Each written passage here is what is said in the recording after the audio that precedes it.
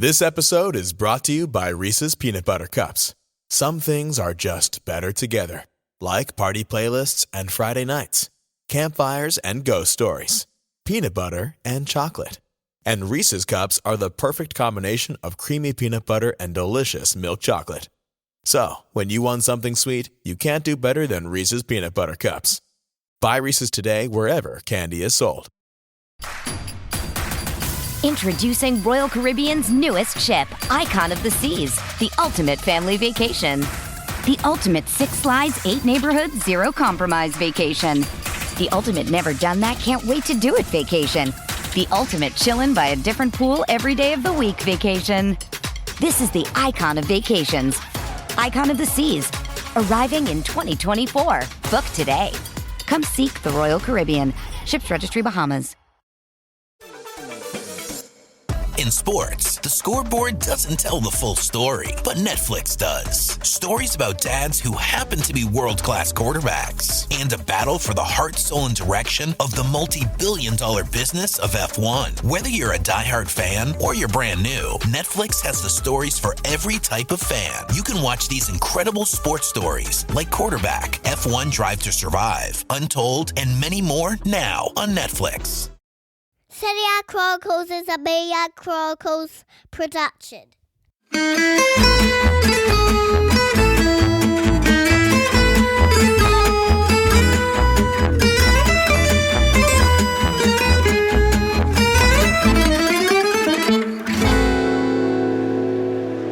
Akanji che sbaglia, c'è Lautaro, possibilità per l'Inter, Lautaro coperto da Ederson, c'era Lukaku completamente solo al centro, la palla aperta per Akanji, pensa al tiro, poi invece imbuca benissimo, arriva Bernardo, la mette in mezzo, palla ancora lì, Akanji e Rodri che porta in vantaggio il Manchester City. Brozovic centrale, colpo di testa di Calhanoglu, poi Dumfries che va a saltare, la palla è lì, colpo di testa, Ederson Di Marco, non ci credo! No. Da quella parte c'è Bellanova, dietro c'è Brozovic, Bellanova alza la testa, vuole il cross anche lui, poi invece la dà Brozovic che la scodella sul secondo palo, Gosens in mezzo, Lukaku, non ci credo! Non ci credo! Il pallone tagliato, Gosens, Ederson la tira fuori dalla porta, poi arriva Brozovic e non riesce a metterla dentro e l'arbitro dice che è finita. Il Manchester City è campione d'Europa, ma l'Inter ha dato tutto, ha giocato alla pari contro i campionissimi, ha avuto 3 occasioni, prima per passare in vantaggio, poi per riprenderla, merita l'applauso dei suoi tifosi. Nicky Bandini, this is the Serie A Chronicles and you've gotten me up at 10 o'clock in the morning to do our show. Can you believe it? Hello everybody and welcome to another episode of the Serie A Chronicles. I'm Mina Rzouki and I'm awake at crack of dawn. But according to Nicky, this is like our afternoon. If anyone knows us, we know that Nicky has an alarm at 5 o'clock in the morning and she's very diligent about her work and she does a lot of stuff in the morning. I, on the other hand, I'm the night owl within the duo. I'm the person who stays up till 4 in the morning, like, doing deep dives on things and finding it very, very hard to be awake this early in the morning. And all I'm thinking is, like, there's way too much sun. It's much nicer to wake up halfway through the afternoon. I don't, like, that's just sounding very crazy now, but this is very early for me. Listen, I do not relish a 5 a.m. alarm. I was saying I've had to do 5 a.m. alarms all the last week because there was quite a lot happening, Mina. There was a Champions League final and a Conference League final, and there was a lot of Italian teams. Well, there was 2 Italian teams involved in those. But listen, I am going to blame my little dog because this morning I did not have to get up at 5 a.m. It's very pleasant. But he still wanted to get up at 7:30 and go to the bathroom. So my hope that maybe, like, finally with the post-Champions League fuss dying down, I might be able to sleep a tiny bit longer was interrupted by a dog with needs. Yeah, I find it really hard, like, even when I have, like, a deadline or something, you know? Like, I find it really hard to work in the morning because I always feel like if I'm awake in the morning, I'm doing, like, errands, just life. So I always do my best when everything's quiet at night and I just feel like it's my time and no one else is awake. And then I can concentrate on stuff, you know? So I'm just like a night person or I'm doing some show, whether it's like Conan Murray's show or Up All Night or something in the middle of the night or American radio. So I feel like I've become such a night owl that it's ruined my circadian rhythms. Anyway, we're not here to talk to you about my sleeping patterns, even though I needed to get that off my chest because producer Simon made us wake up at the crack of dawn. Poor guy lives in Australia. But we had a Champions League final. We've had it's been interesting for Italy. They reached the final of the under-20s in football. They reached 3 European finals. And unfortunately, this isn't 2021 in which we won even the Eurovision Song Contest. This is a year in which we have lost everything that we have reached. It's not been very pleasant for Italy at the moment. We have a Nations League. I'm sure we'll lose that one too. So no, that seems really depressed. But we are feeling a little bit sad about the way that things have gone for Italians, especially in the European finals. But I think that one thing that we can say is that, unfortunately, people thought that Manchester City was going to comprehensively smack Inter 4-0. Anyone listening to a lot of the coverage, especially the coverage emanating from the United Kingdom, people would have thought that Inter was this little village team that had done a fairy tale from non-league football all the way to the Champions League final. And there's this huge gulf of difference between them. It was all tantamount to disrespect, to be honest with you. But Inter actually showed you why they reached the Champions League final in a performance that had a lot of heart, that was very well studied. Inzaghi did a great job to take Inter this far, and he did a great job in the final to hold off Manchester City. Sometimes luck plays a huge role. Congratulations to City for winning the treble. But this is an Italian football podcast, so this is all about Inter. And Nicky, I think you are somebody who can also say that was a brilliant performance from the team. Or was it? Or did you want more? Well, I just want to say quickly, Mina, because you mentioned about the 3 finals. I mean, I get it on Twitter. On Twitter, everyone's just going to have a bit of fun, and a bit of fun is a bit of fun. But this sort of idea that this is a bad year for Italian football. You and I, Mina, remember covering Italian football when there was 2 Italian teams qualifying for the Champions League, right? Because we got down to 3 places. Then several years, we had Lazio, we had Udinese, I think we had Roma, all failed to win their playoffs. So we had 2 teams going into the group stage. So do you know what? 3 years, 3 finals all lost is not failure for Italian football. It's definitely a better place than it was in 10 years ago.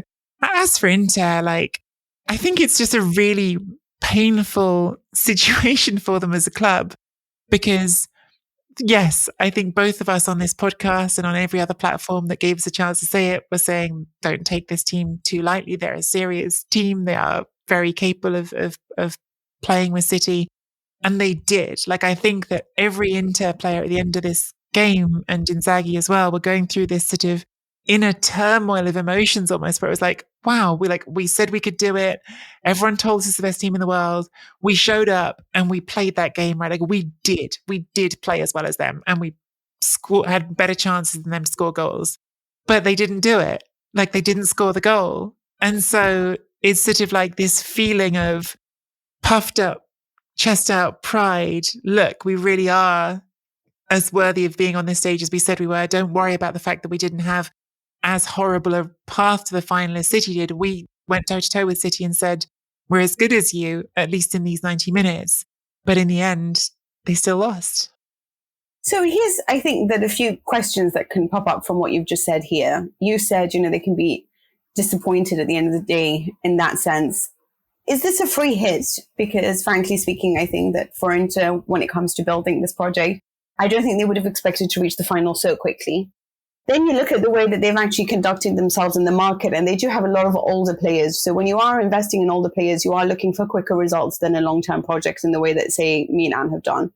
So, is this one of their last chances to have done this? You reach the final, it's brilliant in doing so, but this was the perfect chance to do it because there will be a time where you will perhaps have to focus more on the younger players. But I think what was also interesting in all of this is just to talk about the admin. Most people coming into this game had expected Inter to play sort of a lot more of a defensive kind of game. And we've certainly seen that, for example, against Porto.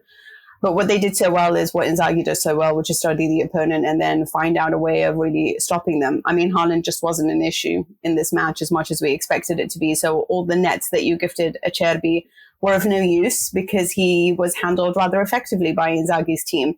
They pressed higher up the pitch. They were very good on the ball rather than, shooting it as far away as possible. They were perfect in controlling. I don't know, because I do think there's a point where I think it's almost condescending sometimes to say, like, good effort, this was Manchester City, right? Like, I don't want to say that as well, because there's a part of me that's like, you could have won this. You had more shots on target than this. So should I be disappointed that you didn't, that there wasn't the quality to find that goal to do it? I don't. At the end of the day, like, I know that we live in England. I live in London. You live in Brighton. We both live in England, and we've both heard relentlessly how Manchester City is a beautiful team. And while I think they deserve a lot of credit for what they've built over this season, it is also fair to say that in some of these competitions, like the final against Manchester United, like this, they haven't been great. And that has always been their Achilles heel, is that sometimes in the big moments, they haven't always shown us their best. And they did so again. And was this the chance to actually do something against them and perhaps punish them or not? I know that if you are somebody who watches a lot of Premier League, you would turn right back, come on, what are you talking about? But we're not those people. We're here to say that I think this was a great chance, and is it a chance missed? Or is it one that it doesn't matter that it's missed? Because let's be honest, this is too early in this project to reach this stage. I think it's definitely an opportunity missed. And I think the problem with the concept of a free hit is you just don't get many hits, free or otherwise, in a Champions League final. You just don't. And unfortunately, it's really ambiguous which direction this Inter project is facing in. Like, everyone at the end of the game, Simone, Inzaghi and some of the players were all saying it. Onana was saying it, we'll be back in another final. And I understand that feeling, because the feeling is completely justified for everyone who is in that team of, we played as well as this supposed best team in the world. We are this good. We can get back here. And yes, this group of players, this squad frozen in time, could go to another final because they're good enough. Yeah. Now, even if that was a reality, you have to say, okay, they can do it. But as Guardiola said at full time, football matches in the end, like, come down to these tiny incidents. Guardiola said, am I suddenly better because Di Marco's, header comes out? Like, am I suddenly a better coach because that happened? And that's why Guardiola's point was actually, like, the real thing is not winning the final, it's being in the final over and over again. And that's a different conversation. But I think it's worth just saying, because I think he's right that individual games are always going to be decided by instance. Inter deserved to reach this final. But on the other hand, against Porto, there was an unbelievable save from Onana that kept them through that tie, right? If Onana doesn't make that save, then perhaps they don't get past Porto. And that's the same every single season in the Champions League. There's knockout ties that even if you're the better team, you could lose. So going to a Champions League final, even if you could keep this team frozen in time, is not a guarantee. It's hard work. They're good enough too, but it doesn't mean they will. The thing is that Inter won't keep this team frozen in time, partly because people do get older, and partly because there's this incredibly complicated financial situation around the club. They posted losses of 245 million euros 2 years ago, 140 million euros last year. This run to the Champions League final helps a lot. But by next season, they enter into this 3-year UEFA financial fair play monitoring period in which over 3 seasons are only supposed to lose 60 million euros. They've also, in the meantime, got a 275 million euro emergency loan to repay to Oaktree. So it's a very complicated picture for them financially at the moment. And so you've got, yes, Skriniar's leaving, and you can probably look around and say, well, actually, we did all this without Skriniar, so that's one nice wage off the bill that we can afford. But you've got others, Edin Dzeko, who's already 37, and can you justify his wage for another year? He's out of contract at the end of the season. Acerbi, they need to make his deal into a permanent move from Lazio, again, 35 years old. Brilliant this season, but 35 years old. Then you've got Brozovic. Lukaku, of course, goes back to Brozovic as well. Lukaku goes back to Chelsea, and if Dzeko isn't staying, then do you need to do a deal for Lukaku? But how do you get a reasonable financial deal for Lukaku, given you sold him to Chelsea for more than 100 million euros a year ago? It's complicated. The picture is complicated. And I think when you talk about a project, like, the average age of this team, starting 11 in Serie A this season, was the oldest in every team in Serie A. It was 28 years old. That's dragged up by Dzeko and Acerbi, but it wasn't a young team overall. It has got a reasonably aged core that I think is really valuable and which I think won't be allowed to go anywhere, which is your Italians. Like I think Bastoni, Barella, Di Marco, like you keep hold of that and you build on it. But the assumption that this sort of whole team is got a long future ahead of it is wrong. I think they've got to pick through what's most important out of it and find a way ahead. But this moment in time was this moment in time, and it won't be the same already next season. Apple Card is the credit card created by Apple. You earn 3% daily cash back up front when you use it to buy a new iPhone 15, AirPods, or any products at Apple. And you can automatically grow your daily cash at 4.15% annual percentage yield when you open a high-yield savings account. Apply for Apple Card in the Wallet app on iPhone. Apple Card subject to credit approval. Savings is available to Apple Card owners subject to eligibility. Savings accounts by Goldman Sachs Bank USA, member FDIC. Terms apply. Yeah, I can agree with a lot of that, actually. It's interesting to see how they will continue this project at the moment, because finances has been a topic of conversation. Rory in the New York Times, Rory Smith, wrote a piece about the perilous situation of Inter's finances.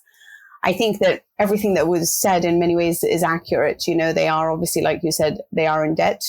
They do have a short-term loan that expires next year. They are working to refinance that, which means, you know, they'll get an extension on it. They haven't spent apparently all the money that they took out on loan. So we know around about that at the end of the financial year 2023, their deficit should be around 17-18 million because of the money that they have managed to accrue due to this Champions League run. We're looking at about 140 million, 100 million in just the getting to the final, and then 40 from gate receipts and all of that that's bought in. Then if you look at sort of the players that will go and their salaries taken off, that will be interesting. And what they will be replaced with is where it gets interesting, because they need to be a little bit more sustainable as a club. So they can indeed manage their debt. I mean, if the worst comes to worst, let's just say they can't and they have to sell, then it gets interesting, because, you know, how much is Inter worth? It's not worth as much as Milan, and it's not worth as much as Juventus. It's still a very big club by all stretch of the imagination, but a lot of people wonder whether this is where the question marks, because Suning wants to, obviously, if they do ever sell, they would want as much as AC Milan sold for Redbird. But I'm not sure if their assets equal as much. And Gazzetta had this whole piece about equating. They thought that it was a fair assessment, 1.2 billion, because of the cost of the brand, which they say is about 400 to 500 million. And then the cost of the squad, which is 600 million. I just don't think that's true. I think it's overpriced. I would go for 1 billion in general, just because, again, tangible assets, they're leasing their headquarters. That's not an asset in their name. The brand doesn't have the commercial potential, unfortunately, that Milan does. Even in 2016, after Juventus had reached the Champions League final in 2015, remember that Milan was making more in commercial revenue than Juventus. Milan has worldwide appeal that not many Italians do at the moment. And they have a whole entertainment built in within their side, this sector that they are devoting and building. As a brand, they're just worth that much more. As potential, they're worth that much more. And so 1.2 for Milan should equate to about 1 billion for Inter, in all honesty. And again, if you are selling because you have to, you are now a distressed seller. So you can't get as much as what you would be if you're, I don't know, just looking to sell randomly, right? So there's other things attached to that. But finance, I think, is something that they can, it's not a terrible situation. I don't think it's perilous. I think they can restructure, they can refinance. They're okay. And they can get a minority investor to pay off. So that's just talking about finances for a second. But how they build next season, I think, tells us what Inter plan on doing, or what they are as a club in general, and where their decisions and what they can do going forward. I agree with you. I think their core is, you know, the Italians that they focus on. But if we are just to look on this squad, it's that situation again. I mean, it's incredible to me. Like, it's incredible that Serie A is just bereft of world-class strikers. Like, it is. Mm. It is. Again, when it comes to these big moments, you know, when I look back sort of at 2017, I don't even remember 2015. I'm sorry, it's too long ago for me, you know, but like at Juventus, I think of how angry I was at Dani Alves, number one, because I just thought, what on earth were you doing? You left Barzagli all alone. But really also, like, Higuain and Dybala are just not a response to, like, Ronaldo and Bale and every single player that they had. Rzouki is the only player that I thought could be respond to that, and he'd won it with Bayern, right? He'd already had that level of experience.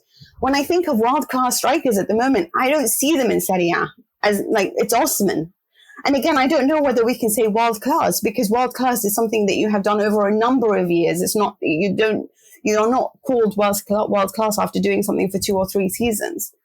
Unfortunately, you know, Lukaku had a brilliant season under Antonio Conte, and that is fair to say that. But it's been several finals now where someone has cursed this guy.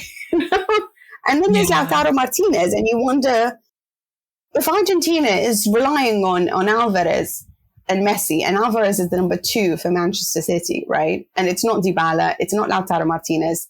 There is something going on here.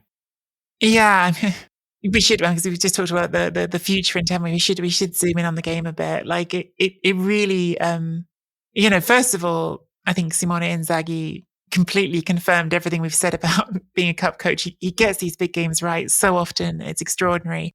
And I think, while I've seen some people be critical of it, I think even the decision to go with Dzeko up first and Lukaku off the bench was validated, because Inter needed to manage the game in the first half, and they managed the game in the first half. And in the second half, when Lukaku came on, he is really unlucky. This is the double-edged sword of Lukaku. Lukaku helped to create some of those chances, right? Like, some of those chances that Lukaku misses don't happen without Lukaku on the pitch, right? So where does the blame end and some credit begin? And it is complicated. I think that Lukaku absolutely, Mina, like I said this on the Football Weekly podcast on Sunday, it's astonishing how many footballers I interview where I've had big conversations with them, and at some point, sooner or later, they end up talking about fate. They talk about, like, I heard you say that. Yeah. And I always think it's such an interesting topic, right? Because, like, some are religious, some aren't. And when you dig into it, it's not that they think they're powerless and they have no sort of control over, like, what they're doing. But there's, like, this sort of sense of certain things are meant to happen in life. And it just feels like what's meant to happen in Lukaku's life is just, like, the cruelest, most unreasonable, like, sadness when it comes to these big moments. Because against Sevilla in the Europa League final, he missed the chance to win the game for Inter. It's 2020, then scores an own goal. That's in the same season when he blocks Alexis Sanchez's goal-bound header that stops Inter from getting out of the Champions League group stage. And in this final, I mean, of course, there are all sorts of stories with Belgium of these things. Yeah. In this final, the header that he misses, we can talk about, but the accidental block on Di Marco's header, what are you asking him to do? He's just there. Like, it's not his fault that ball hits his leg. But it feels like it's Lukaku's got this magnet on him in these moments. Like, there's just things that, like, are going to happen because he's Lukaku. And if there is some sort of fate, it's dealt him a cruel hand on that. And I do think because of his being there in that moment, and then, yes, the header, which perhaps he should score in the 88th minute, I think that perhaps people didn't talk about the fact that Lautaro at 0-0 really showed a lack of composure in a moment that could have been decisive for Inter. Like, that moment when Akanji has the miscommunication medicine and he runs in down the left. Lukaku is waiting in the middle for it, right?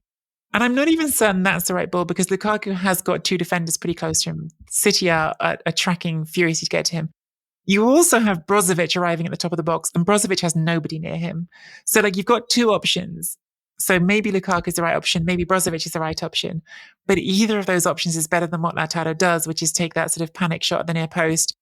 And I do think that Lautaro, as brilliant as he's been this season, it was funny because before the game, there were all these sort of historical comparisons coming up. People were saying, oh, you know, his compatriot, Diego Milito, scored 30 goals in the year that Inter won the treble, including 2 in the Champions League final. And Lautaro was on 28. So, you know, scored 2 in the final and you're the same as Milito. And the thing is that Milito was probably a less brilliant player than Lautaro. Probably, like, his maximum was not the maximum that Lautaro is capable of.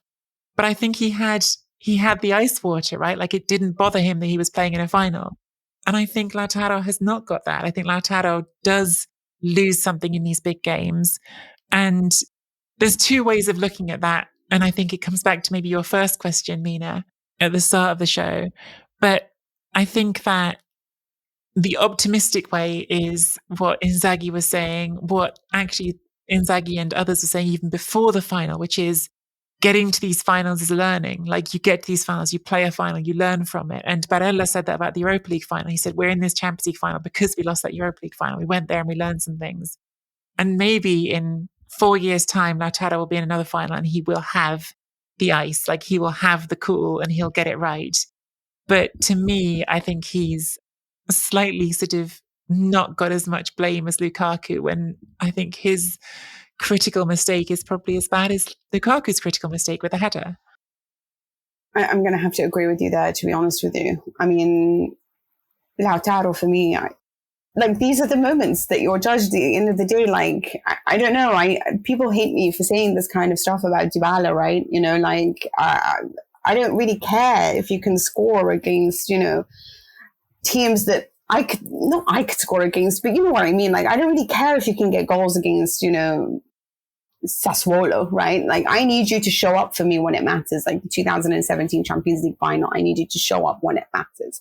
I need you to be there in knockout games to make a difference. Dzeko has made a difference in a lot of these matches. Giroud has made, and experience does help to do that. You know, experience teaches you. At the end of the day, like, I think it's interesting because I listened to that podcast that you did when you were talking about Faye, and I found that so interesting that players would say that. But at the same time, of course they're going to say that. They're going to say, you know, it's written in the stars that I can't score in a final. And I don't blame them for saying that, because really, I do feel, as much as I am and have always been very critical of Lukaku, you know, I've never been on board with him being this world-class striker. I do think this is crazy unlucky what happened to him. Like, I do, like, he really is just, what can you do? Like, what, he's just standing there, like, and people are like, oh yeah, Lukaku, my man, the best defender for City. And I just kind of feel like the guy is just destined to turn into a meme on this occasion. But I take more of an issue with Lautaro Martinez's performance. I take much more of an issue with that performance. I feel like there are just so many times that I've looked for Lautaro to show me that he's good, like for Argentina, like for this. But unfortunately, in many of these big moments, he just doesn't show that. Like, Diego Milito was a clutch player. Diego Milito showed up when it mattered. I don't care if he doesn't have, like, Filippo Inzaghi.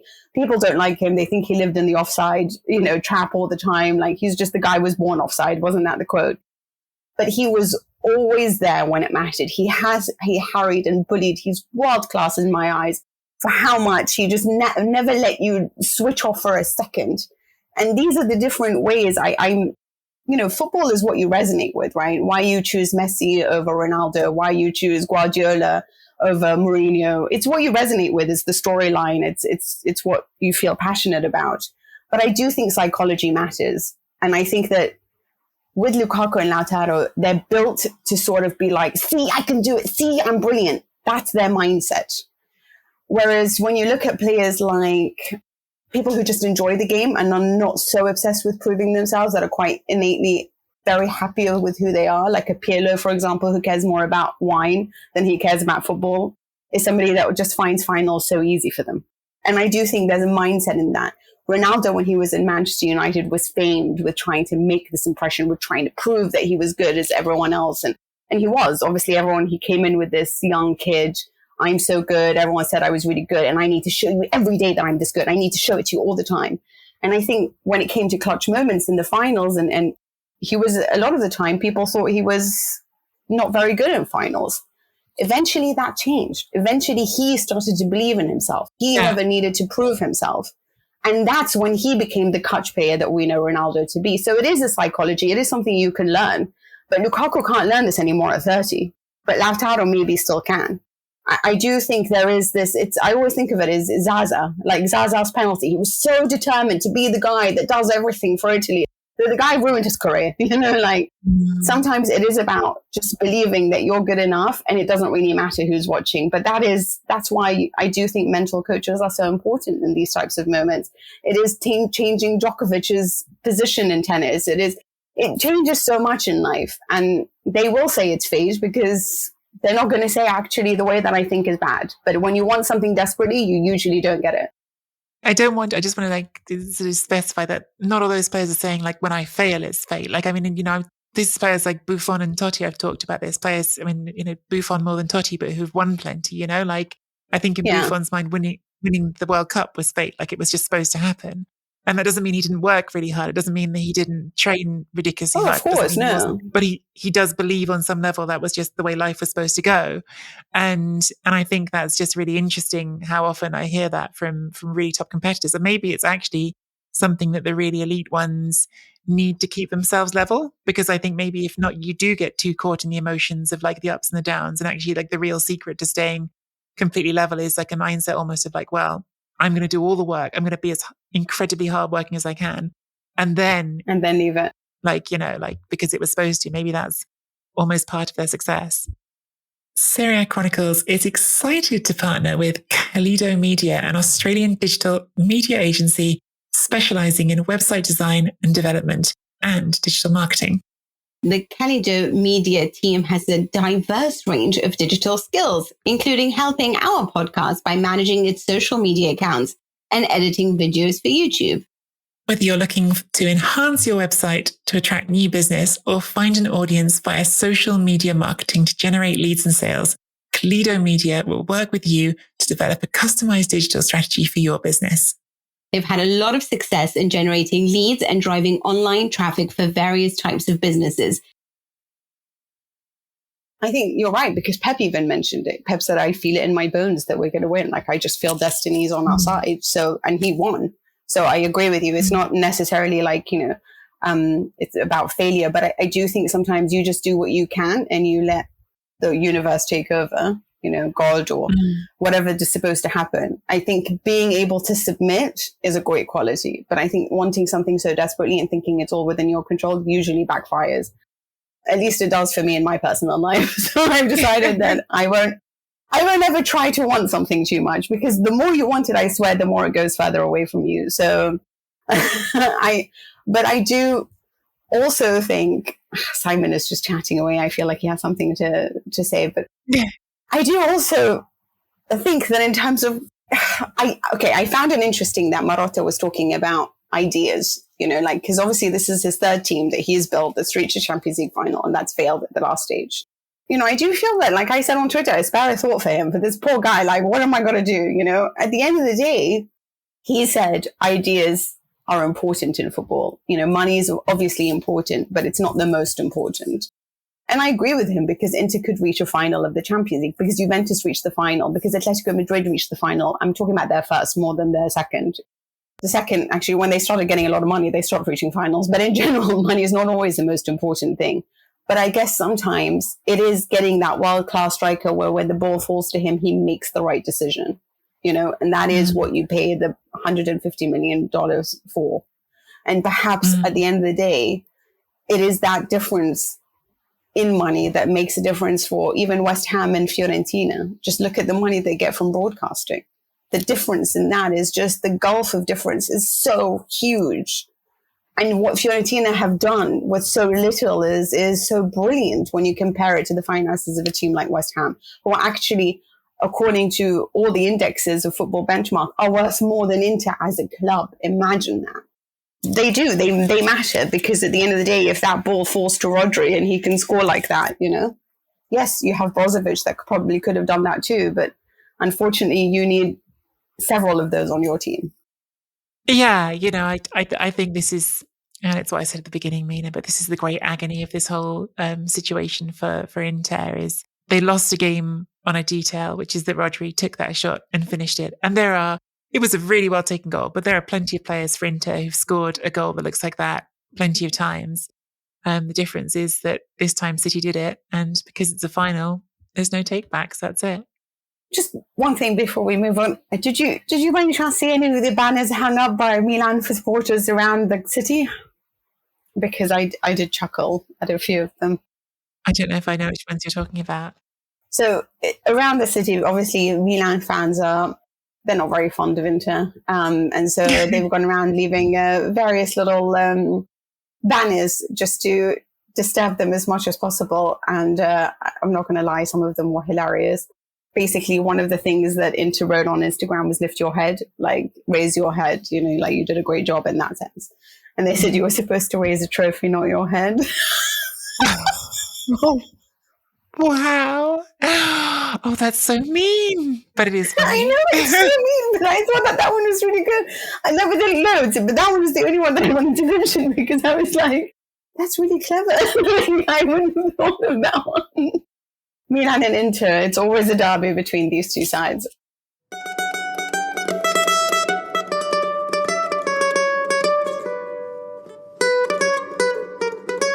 Other than the Champions League final, we also saw a relegation playoff battle between Spezia and Verona to see who would be able to stay in Serie A and who would be sent packing to Serie B. That game was an absolutely fascinating one. It was a really good game, largely because it's very poor defending. But I always think these matches are fun because, you know, there's no control by either side, right? Mm-hmm. Spezia in the head-to-head record was better. So if we had done it by the old rules, they would have been the team to have stayed and Verona would have been the team to be relegated.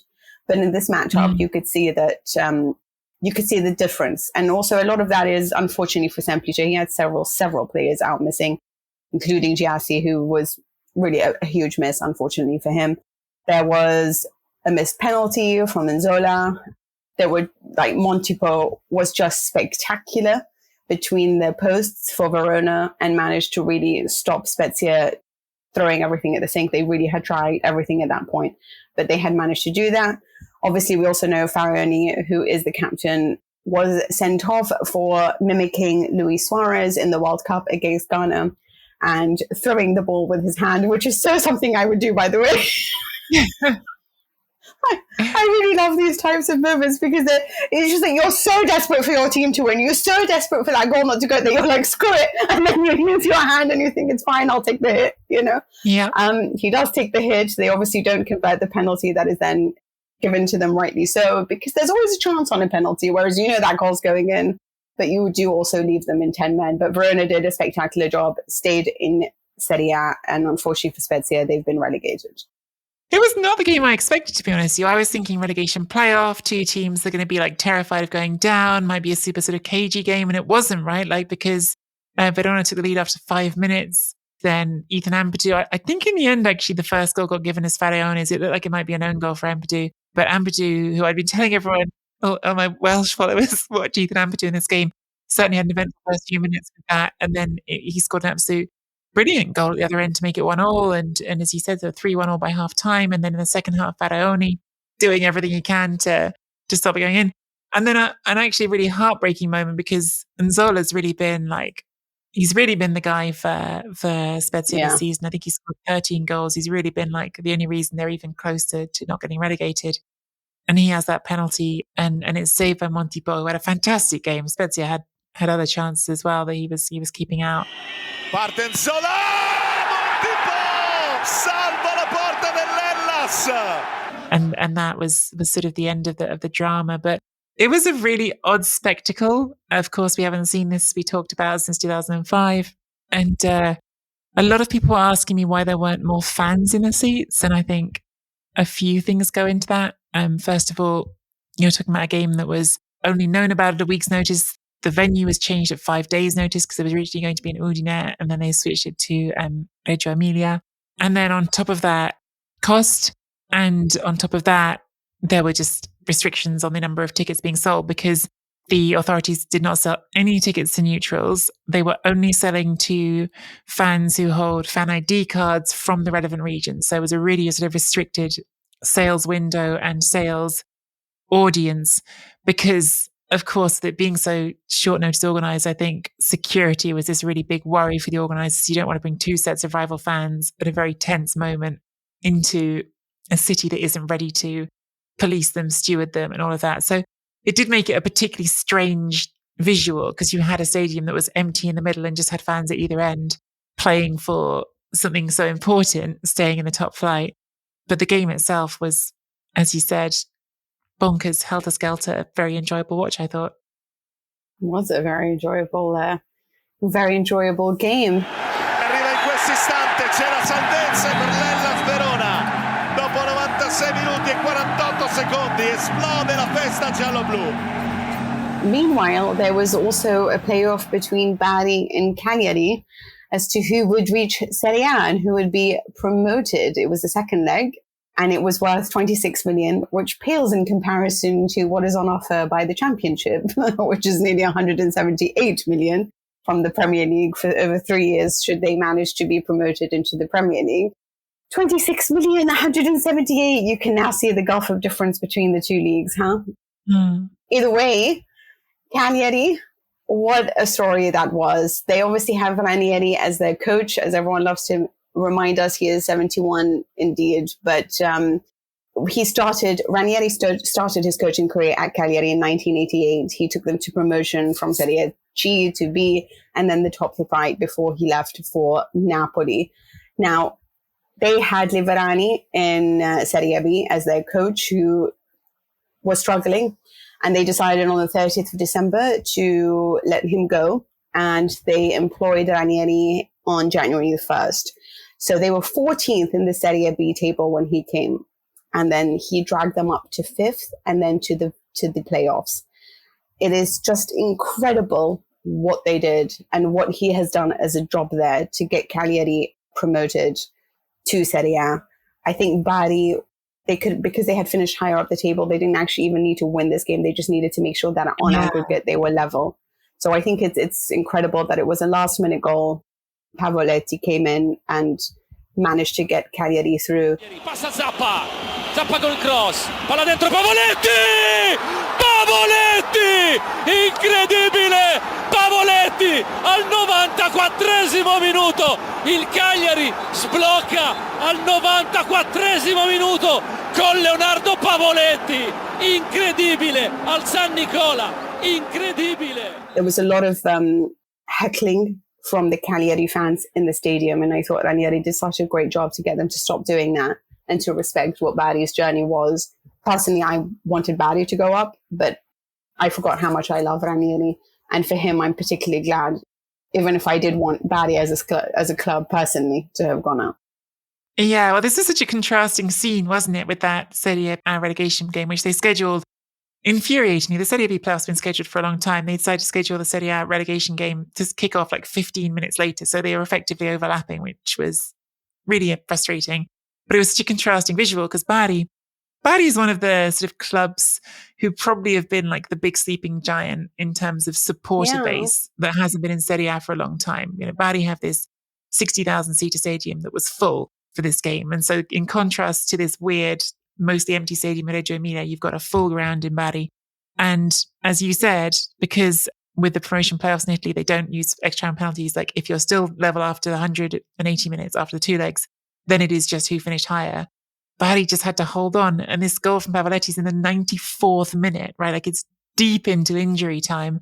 And you've got 60,000 people there who are all like ready to celebrate. And then suddenly just, you know, it's like that sort of needle being jammed into a football and suddenly it's burst. Like it's like everything is broken all at once. And what a player to do it. You know, Pavoletti, 34 years old, who's been around Italian football, has had his sort of his moments playing in Serie A, who a bit like sort of Ranieri in some ways, feels like almost a blast from the past coming back up again. But a brilliant and well taken header that changed everything, changed these two clubs' fortunes. And same as you, Mina, I can't help but feel a little bit warm inside at seeing Cuddly Carlo. Carlo. Carlo's a different person. Cuddly Claudio come back to Serie A. It's weird because when you said Carlo, I sort of agreed with you because in my head, you know, Carlo and Ranieri are probably the two most lovable Italian coaches, right? So you immediately think of flinging your hands around them and being like, oh, I love you so much. Yeah. You just don't look at Fabio Capello and have the same, like, you're all doing that. No. It is Cuddly Carlo and Cuddly Claudio. Cagliari in Serie A! Il Cagliari in Serie A! Ranieri ha centrato la storia! Il Cagliari in Serie A! Un miracolo sportivo! Il miracolo di un uomo che si è comportato da uomo! If we're looking at the way the Italians have done in the finals, we can compare that a little bit to the Esposito brothers, who've had a terrible week, to be honest with you. Sebastiano, who is the middle child, was up front for Bari, obviously ended up losing that game. Then you've got the eldest brother, Salvatore, who was involved in the in the relegation match and battle between Spezia and Verona. He was playing for Spezia, also lost that battle. And then finally, the youngest, Pio, is part of the under-20 squad that lost to Uruguay. So I feel really sorry because I thought that their parents would be able to celebrate one of them. But unfortunately for them, it hasn't gone to plan. If anyone has indeed watched the World Cup under-20, I do not understand how Italy played the way that they played. Unfortunately for them, Uruguay had really studied them so well and put on a ridiculously good show. I was speaking to Tim Vickery last night and he said, you don't understand. Like, Uruguay is obsessed with this competition and their obsession has resulted in a brilliant strategy to stop Italy. And unfortunately for them, they couldn't overcome and win the World Cup. But congratulations to Uruguay and commiserations to the Esposito brothers. The other thing I was just thinking, sorry, this is not picking up on the Esposito brothers, which is like a very profound little family story there, isn't it? But like, the thing that was in my head about Bari is that if one group of people might be happy about Bari not coming up, it's going to be the people who run Serie A, because of course, if Bari had been promoted, you would have been back in a situation that we already saw with Lazio and Salernitana, where two clubs are owned by the same owners, which is Filmauro, the group owned by Aurelio De Laurentiis. They also own, so Napoli also own Bari. His son Luigi is the president at Bari. So there would have been another of those. We have to unpick this ownership because you can't have two teams owned by the same group in the league if they had got promoted. So that at least is kicked down the road for another year. But I dare say Bari will be competing to come up again next season because they're a good team. It's a shame because I kind of wanted Lecce versus Bari. Like, I just really wanted to watch that. These old rivalries that you sort of remember from the 90s or whatever. You're like, oh yeah, bring it back. Yeah, especially if Antonio Conte in any way found a job in Serie A next year, you know, and then have him in the middle of it, you know, a player from Lecce who coached Bari, who at Juventus celebrated a goal against Lecce like he had just won the World Cup. And I'm thinking, this is where you're from, dude, you know. On another note on Antonio Conte, just as a side note, Ferrari won Le Mans in motor racing. Who was the first person who congratulated them on all of social media? Antonio Conte, who is Ferrari owned by the Elkann family. I mean, take from that what you will, but the Elkanns, who obviously own Juventus, also own Ferrari as well as Stellantis. So Antonio Conte making such a show of congratulating them, for me, I mean, he, you know. This isn't on our running order, Mina, but there's been some reports about Allegri maybe going to Saudi Arabia, and now you're throwing this Conte line at me. Suddenly there's pieces falling together. And pieces that break my heart entirely. I'm just like, is there ever a time where we can maybe, I don't know, just go with someone new? Or is it just continuing to look back over our history and seeing which other guy would come back? You know, I mean, I'm sure Trapattoni is also looking for a job in case anyone. I just think at this point, call all the exes, and maybe it's time that if Allegri does go to start with something else and start a new way of looking at things. And it's not always going to be sort of going back to Morata and going back to Conte and going back to, like, let's just start fresh, guys. You know, let's clean slate. Let's see what happens. But yes, also just another thing, yeah, like if you are Allegri, right, and Saudi Arabia have just come in for you and apparently offered 60 million, and you're seeing Messi be 1.2 billion offering. Obviously, you're not Messi, right? And then you're seeing like Benzema on 200 million a season. You're kind of thinking 60 million is not really going to cut it. You can't be asking for a lot, right? Like, I've turned down Real Madrid in my past. Like, I want a hefty salary. So just a side note, if you are going to go to Saudi, I think you should negotiate. Anything else on our running order? Nations League, Mina. Nations League. Aren't you already excited that we've got not a week off before there's an international round to keep us going? Yes, I think that's what it is, right? It's the Nations League. No. Are you excited for it? Or are you just a little bit exhausted?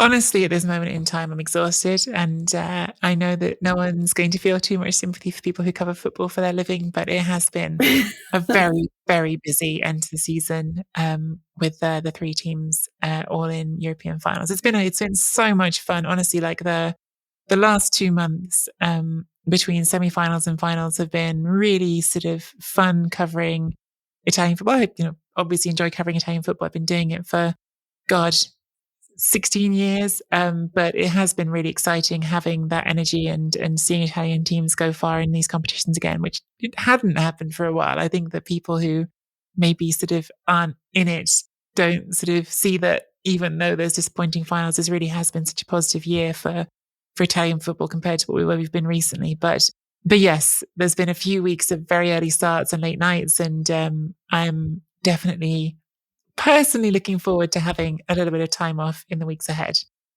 Yeah, I don't think I could have said it any better.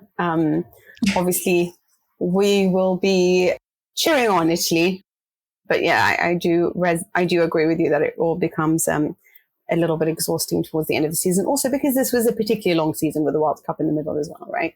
It was.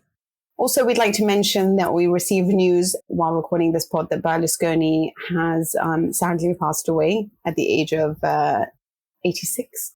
Yes, it is 86. President of Monza Football Club, former Prime Minister of Italy, bought Milan in 1986, saved them from bankruptcy, and obviously took them on to what is a glorious period in their history. I think the note that we say is rest in peace, a man who did wonders in many ways for Italian football. My thoughts and prayers with his families and also with Adriano Galliani, whom he just must be so devastated, as well as obviously Berlusconi's family. So just to mention on that. Yeah, I mean, it's got an immediate impact on football, Mina, because this is the owner of Monza, so Serie A team that is impacted. And I think no one could question his legacy within Italian football. He was transformative. He was transformative for how we consider Milan in our lifetime, the brand that we talk about, the fact that you were saying earlier, Mina, about how Inter, even with more recent success, don't get to have like the same financial and reputational footing. And that owes so much to Berlusconi and his sort of very early understanding in the 80s and 90s of the power of television and the power of selling a message and all of the sort of not just big signings, but also the show business he brought to things, whether it was unveiling the squad by Apache helicopter to the Ride of the Valkyries or whatever else it was. You know, he really understood how to tap into an audience. And politically, myself and Berlusconi certainly wouldn't have been aligned, but I think you have to acknowledge that he was someone who understood audiences in an incredibly powerful way, both in politics and in football. And from a footballing perspective, leveraged that to create a brand and a football team that will not be forgotten, maybe ever. I don't know, maybe ever it's too long, but decades, centuries, whatever you want to say. Like, you know, that Milan brand, that Milan team is going to be one of the greatest to have played in Italy for a very, very long time. I think that's a great point that you raised about his ability to engage with audiences and to really understand that football is a show and how to sort of leverage that and create a brand. And I think in many ways, if you listen to the likes of Florentino Perez, for example, at Real Madrid, he took so much inspiration from Berlusconi and what he did at Milan. So many have taken so much inspiration from what Berlusconi did, including the Premier League. He was so excellent at putting eyes on that, at creating a brand that to this day has more potential than all the other Italian brands in Italy, even those that have, like Juventus, who have been more successful domestically. Winning in Europe has obviously been so important for them as well. And a team that, like you said, has just housed internationals from different countries. It was inclusive. It was looked at as a very powerful, very fashionable, very glamorous. You know, everyone wanted to be a Milan fan. Certainly when I was younger, I was surrounded by them. Just to explain, in his record with Milan, he won 5 European Cups, Champions League, 5 European Super Cups, 1 FIFA Club World Cup, 8 Serie A titles, 1 Coppa Italia, 6 Italian Super Cups, and 1 Serie B promotion with Monza last season. That's him presiding over Milan and obviously Monza. Monza have been just fantastic this season, just seeing the way that they have really grown. Just it is also a testament to good management and obviously Palladino's great work, but that work to be identified from management is also very important. So Berlusconi, from a footballing point of view, we will miss you.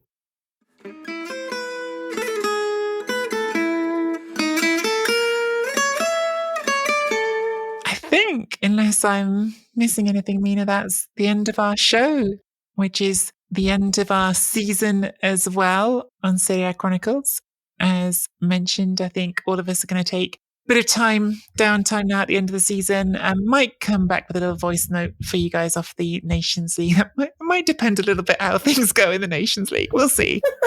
But I think, we all need a little pause.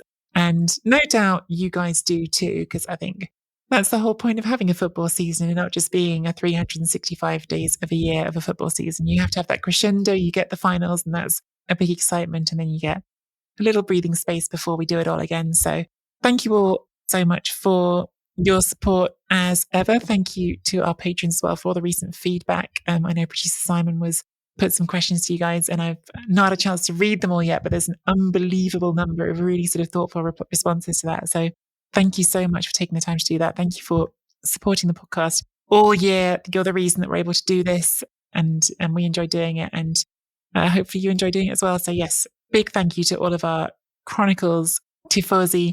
As ever through the summer, you can find us still here, but also on Twitter at Nicky Bandini and at Mina Rzouki. You can subscribe to Serie A Chronicles on YouTube. And yeah, everyone have a lovely summer, and you'll be hearing from us before too long.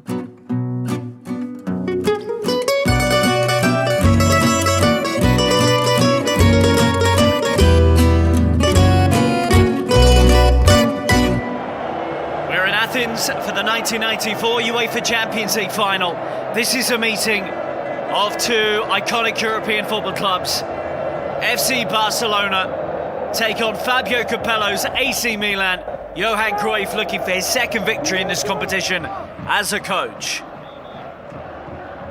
Forward by Sebastiano Rossi. Barca haven't managed to get this away. Savicevic breaks into the penalty area. And it falls kindly to Daniele Massaro. AC Milan get themselves in front midway through the first half. Guardiola, Stoichkov. This is a nice move from Barca. Romario. The deflection just takes that wide as the Blaugrana look to get level. Ball breaks out to Donadoni.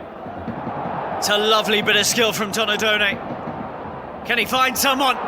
He certainly can. Massaro has his second of the game. And Capello's side are 2-0 up on half-time. Savicevic is hunting this one down. And it's still Savicevic! An extraordinary moment from Milan's number 10. He lobs Zubizarreta in some style. Won by Desai, and Desai is still going for Milan. 4-0 now to the Rossoneri. And surely they have wrapped this up. The suspended Franco Baresi waits patiently on the touchline. But this was won a long time ago. AC Milan under Fabio Capello have won the UEFA Champions League. Mauro Tassotti, the captain for the day, lifts the trophy. The Rossoneri are European champions once again.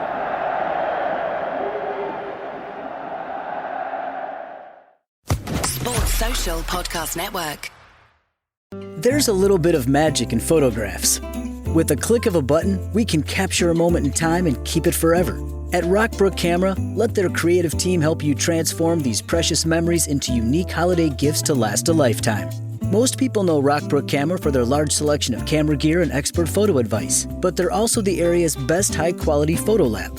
Choose from a variety of gifts to personalize, such as their popular photo ornaments, high-quality canvas wraps, and photo mugs. With so many gift options ready to be personalized, it's easy to share a story, a moment, or a memory that's made to delight friends, family, or even yourself. Send joy through the mailbox with Rockbrook Camera's thoughtfully designed photo greeting cards, ready to pick up in 48 hours or less. Start creating today with help from Rockbrook Camera's friendly staff in-store or online in the convenience of your home. Visit Rockbrook Camera today, 1 block south of 168th and West Center in Omaha, 70th and Pioneers in Lincoln, or online at rockbrookcamera.com.